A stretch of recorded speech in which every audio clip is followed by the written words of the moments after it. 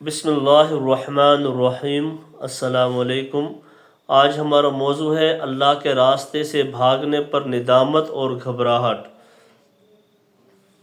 حضرت عبداللہ بن عمر رضی اللہ عنہما فرماتے ہیں کہ حضور صلی اللہ علیہ وسلم نے لڑنے کے لیے ایک جماعت بھیجی، میں بھی اس میں تھا۔ کچھ لوگ میدان جنگ سے پیچھے ہٹے، میں بھی ان ہٹنے والوں میں تھا۔ واپسی پر ہم نے کہا کہ ہمیں کیا کرنا چاہیے؟ ہم تو دشمن کے مقابلہ سے بھاگے ہیں اور اللہ تعالیٰ کی ناراضگی کو لے کر واپس لوٹ رہے ہیں۔ پھر ہم نے کہا کہ ہم لوگ مدینہ جا کر رات گزار لیں گے، پھر اس کے بعد حضور صلی اللہ علیہ وسلم کی خدمت میں حاضر ہوں گے۔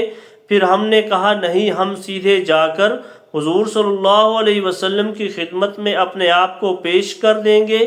اگر ہماری توبہ قبول ہو گئی تو ٹھیک ہے، ورنہ ہم مدینہ چھوڑ کر کہیں اور چلے جائیں گے۔ ہم فجر کی نماز سے پہلے آپ صلی اللہ علیہ وسلم کی خدمت میں حاضر ہوئے۔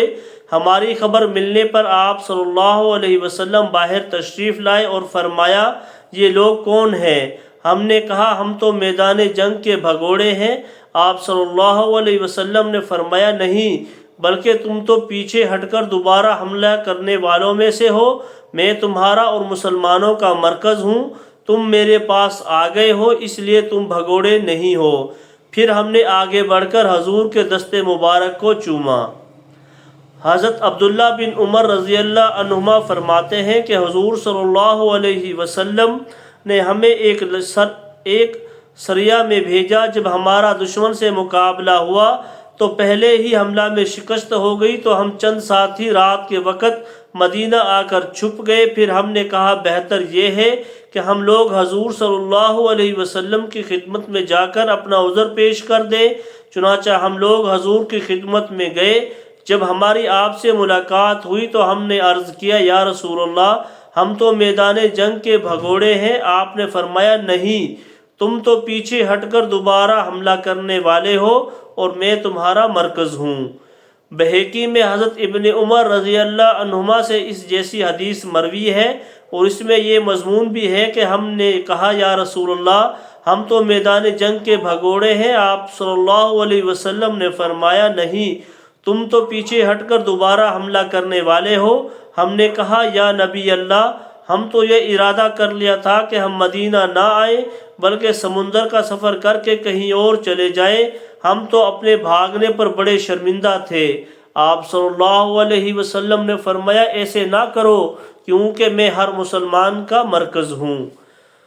حضرت عائشہ رضی اللہ عنہا فرماتی ہیں کہ حضرت عبداللہ بن زید رضی اللہ عنہ جب واپس آئے تو میں نے حضرت عمر بن خطاب رضی اللہ عنہ کو زور سے یہ فرماتے ہوئے سنا، اے عبداللہ بن زید، کیا خبر ہے؟ اس وقت حضرت عمر مسجد کے اندر تھے اور حضرت عبداللہ بن زبیر میرے حجرے کے دروازے کے پاس سے گزر رہے تھے۔ حضرت عمر نے کہا، اے عبداللہ بن زید، تمہارے پاس کیا خبر ہے؟ انہوں نے کہا، اے امیر المومنین، میں خبر لے کر آپ کی خدمت میں حاضر ہو رہا ہوں۔ جب وہ حضرت عمر کے پاس پہنچ گئے تو انہوں نے مسلمانوں کے سارے حالات سنائے۔ میں نے کسی واقعہ کی ان سے زیادہ اچھی اور زیادہ تفصیلی کارگزاری سنانے والا نہیں سنا۔ جب شکست کھائے ہوئے مسلمان آئے اور حضرت عمر نے دیکھا کہ میدان جنگ سے بھاگ آنے کی وجہ سے مہاجرین اور انصار مسلمان گھبرائے ہوئے ہیں تو فرمایا، اے مسلمانوں کی جماعت، تم نہ گھبراؤ، میں تمہارا مرکز ہوں۔ تم میرے پاس بھاگ کر آئے ہو، یہ میدان جنگ سے بھاگنا نہیں ہے، بلکہ یہ تو تیاری کر کے دوبارہ میدان جنگ میں جانے کے لیے ہے۔ حضرت محمد بن عبد الرحمن بن حسین وغیرہ حضرات بیان کرتے ہیں کہ قبیلہ بنو نجار کے حضرت معاذ قاری رضی اللہ ان لوگوں میں سے تھے جو جسرابی عبید کی جنگ میں شریک ہوئے تھے۔ جب وہ یہ آیت پڑھا کرتے تو رو پڑتے، جس کا ترجمہ ہے، اور جو کوئی ان سے پھیرے پیٹھ اس دن مگر یہ کہ ہنر کرتا ہو لڑائی کا یا جا ملتا ہو فوج میں، سو وہ پھر اللہ کا غضب لے کر، اور اس کا ٹھکانہ دوزخ ہے، اور وہ کیا برا ٹھکانہ ہے۔ حضرت عمر رضی اللہ عنہ ان سے فرماتے، اے معاذ، نہ رو، میں تمہارا مرکز ہوں، تم بھاگ کر میرے پاس آئے ہو۔ حضرت عبد الرحمن بن ابی لیلہ رضی اللہ عنہ فرماتے ہیں کہ حضرت سعد بن عبید رضی اللہ عنہ حضور صلی اللہ علیہ وسلم کے صحابہ میں سے تھے، اور جس دن حضرت ابو عبیدہ رضی اللہ عنہ شہید ہوئے تھے اس دن یہ میدان جنگ سے بھاگ گئے تھے، اور ان کو قاری کہا جاتا تھا، اور حضور صلی اللہ علیہ وسلم میں سے کسی اور کسی کو قاری نہیں کہا جاتا تھا۔ حضرت عمر خطاب رضی اللہ عنہ نے حضرت سعد بن عبید سے فرمایا کہ آپ شام جانا چاہتے ہیں کیونکہ وہاں مسلمان کمزور ہو گئے ہیں اور دشمن ان پر جری ہو گئے ہیں، ہو سکتا ہے کہ آپ شام جا کر اپنے بھاگنے کا گناہ دھو لیں۔ حضرت سعد نے کہا نہیں، میں تو اسی علاقہ میں جاؤں گا جہاں سے بھاگ کر آیا تھا، اور اسی دشمن کے مقابلہ میں جاؤں گا جس نے میرے ساتھ ایسا معاملہ کیا جس میں بھاگنے پر مجبور ہو گیا تھا۔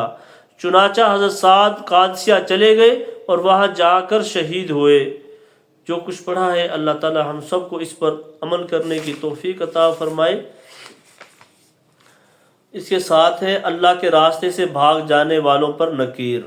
حضرت سلمہ رضی اللہ عنہ فرماتی ہیں کہ حضرت سلمہ بن حشام بن مغیرہ کی بیوی سے کہا کیا ہوا حضرت سلمہ حضور صلی اللہ علیہ وسلم اور عام مسلمانوں کے ساتھ نماز باجماعت میں شریک ہوتے ہوئے مجھے نہیں نظر آتے۔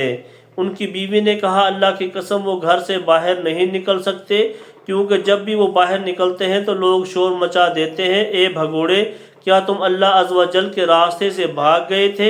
اس وجہ سے وہ اپنے گھر ہی میں بیٹھ گئے اور باہر نہیں نکلتے تھے۔